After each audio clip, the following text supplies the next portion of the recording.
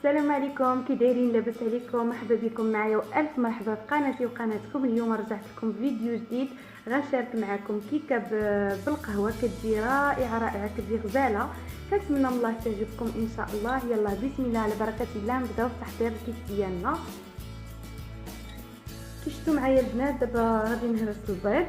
هنا كي شفتوا معايا عندي مقادير اللي هي جد بسيطه بزاف، وفي نفس الوقت كيجينا كيك رائع لعشاق القهوه. انا متاكده ان شاء الله غادي تعجبكم هاد الكيكه. هذه كتجي رائعه في المذاق، كتجي غزاله. هنا البنات ندير 4 البيضات كبارين صافي. من بعد ما هرست البيض ديالي كي شفتوا معايا غادي نزيد عليهم هاد الكاس ديال الزيت، وغادي نخلط البنات هاد البيض هذا مع هاد الزيت حتى ترجع لنا كيشكل كريمي ونرجع لها. سمحوا لي البنات، غادي نزيد كاس ديال السنيده، نسيتو ماشي مشكل. غادي نطحن البنات، غادي نخلط البنات هاد السنيده والزيت والبيض مع بعضياتهم ونرجع معكم. وصافي البنات، هاني طحنت هاد البيض والسنيده والزيت كيف قلت لكم. هانتوما شفتوا كيف كيرجع لنا الخليط ديالنا، كيرجع خاطر شويه. هانتوما دابا البنات غادي نزيد هاد الكاس ديال القهوه البنات تكون بارده ما تكونش سخونه، وغادي نخلطها. هاد الكيكه هادي سخوني كتجي رائعه كتجي غزاله. انا متاكده غادي تعجبكم ان شاء الله. صافي دابا غادي نزيد الفاني ديالي.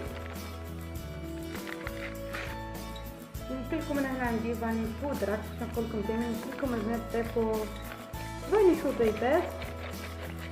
هنا تقريبا البنات معلقه صغيره ديال الفاني.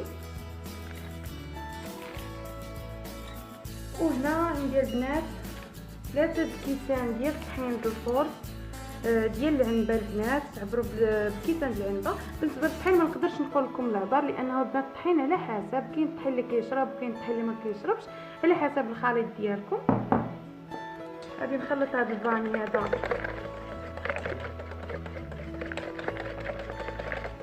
عرفتوا الريحه البنات غزاله الريحه ديال الكافي، ريحه القهوه مع ريحه البيض. عرفتوا الريحه غزاله. ريحه البيض ما كتشميهاش، كتشمي غير الريحه ديال الكافي غزاله مع الخليط. دابا غادي نزيد طحين الفورس.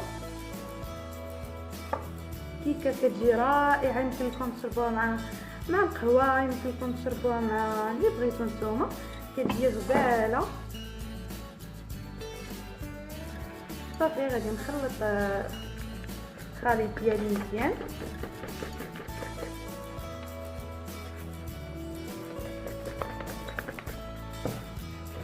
ما نقولكمش البنات الريحه ديالها هذيك الريحه ديال الكافي غزاله راح زوينه بزاف. البنات الخليط مازال خاصني نديرو شويه ديال الطحين ان شاء الله. ما يكونش ثقيل بزاف ما يكونش خفيف بزاف، باش الكيكه ديالنا البنات الا كانت خفيفه بزاف راه تطلع البنات ومن بعد غادي تهبط ليكم الكيكه. هنا عندي خماره ديال 16 غرام غادي نضيفها كامله.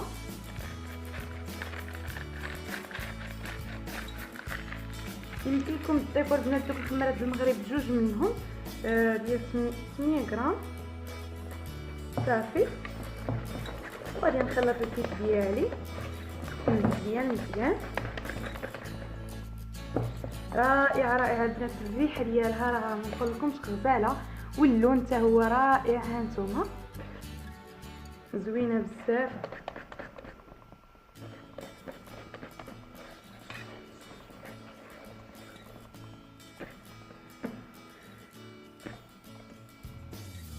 صافي البنات كيف قلت لكم هانتوما نزلت لي دوك الكيسان ديال الطحين الفورس كاملين، بقى لها شويه طحين. صافي هانتوما دوك الكيسان كاملين اللي شفتوا معايا. دابا غادي نخلطها البنات مزيان ونرجع معكم. وها هو الكيك البنات، الخليط القوام ديال الكيك ديالي شفتوا كي كيجي ما فيه لا حبيبات ديال الطحين لا حتى شي حاجه. هانتوما ملي تبغيو البنات تضيفوا الطحين غير بلوه.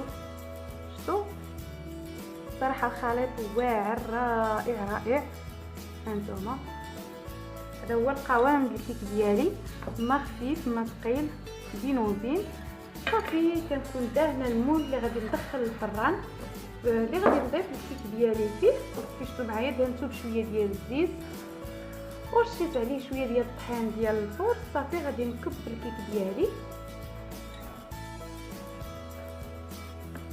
شفتوا معايا البنات كنكب الكيك ديالي. دائما ملي تبغيو تكبوا الكيك عليو يدكم البنات وكبوا الكيك ديالكم باش كيجي من الداخل مهوي، كيجي كيك زوين بزاف. ودابا غادي ندوز ان شاء الله ندخل الكيك ديالي للفران يطيب، وندوز نحضر الصوص اللي غادي نسقي بها ان شاء الله الكيك ديالي. وهنا البنات كي شفتوا معايا غادي نحضر الصوص اللي غنسقي بها الكيك. كتجي رائعه هاد الصوص هادي. هنا احتاجيت 3 المعالق ديال الكاكاو، يمكن لكم تضيفوا اي نوعيه الكاكاو عندكم في الدار ماشي مشكل. وزدت عليها القهوه. كي شفتوا غادي نخلطها مزيان، كتجي غزاله هاد الصوص هادي. وغادي ان شاء الله بها غادي نسقي الكيك ديالي. كي شفتوا البنات سمحوا لي حسابني كنصور. من بعد ما خرجت الكيك تقبتها بواحد الكوطون مزيان، كتقبوها في الوسط ومن بعد عاد كتسقيوها بديك الصوص. وهنا قبضت الباستا كي شفتوا معايا وهرستها وبها زينت الكيك. كتجي غزاله خطيره في المذاق. وهذا هو الشكل النهائي للكيكه ديالي. كتجي غزاله، كتجي رائعه وبنينه بزاف. الصراحه روعه روعه، غير جربوها البنات. وكان هذا هو الشكل النهائي ديال الكيك، وكنتمنى من الله تعجبكم وتجربوها ان شاء الله وتنال اعجابكم. وشكرا لكم بزاف بزاف على المشاهده والمتابعه، والى فيديو جديد ان شاء الله مع وصفه جديده. بسلام عليكم.